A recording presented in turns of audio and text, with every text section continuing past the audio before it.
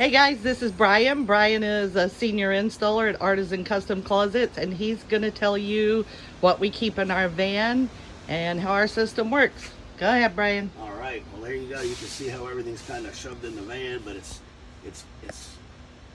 there. We know what's there. We keep everything in here. We got rod cups we keep with us. We got our hinges, all the little things like hamper stays and grommets and stuff you don't use all the time, but when you need them, they're there.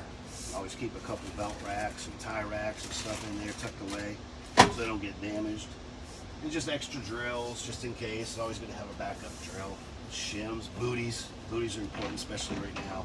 And, we have crayons for all those little touch-ups.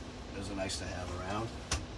Come on down with the caulking. You know, keep the antique white, the almond, the black, some clear silicone just in case we need to run into that. And then more runners down here, because you always, you know, in case one breaks. I had one break today, and I was able to use it because I had it in the van. Hinges and hinge plates are always good to have in there. Rags for cleaning and for caulking, cleaning rags. Of course, I keep my backup saw up here. I like my small one better, but this is good for the bigger stuff. Just extra tools that you just don't want to keep in your bag.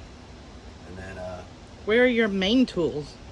main tools are usually up on the box. These ones are tucked up underneath, kind of out of sight, out of mind. That way you can use the top of the box to put some more stuff in as well. And then more just blankets up there. And then we always put blankets on top of the job box as well. And you've got your ladder on this side, vacuum cleaner ready to go here. Anything else you can tell people, Brian, that might help them out? Just if you take it out of your van, put it back, because you don't want to be out there thinking you got two things and you only have one or none, because you forget to put it back in there.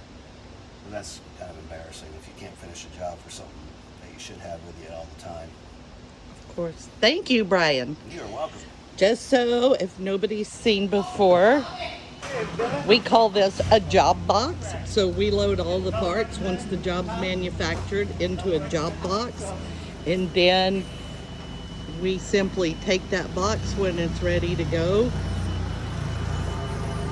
and we forklift it right into the van. Once it's in the van, the installer's off and ready to go. When he gets back at night, he cleans the trash out of the job box, we offload it, and it's ready to use again the next day. Hope this helps somebody. Thank you.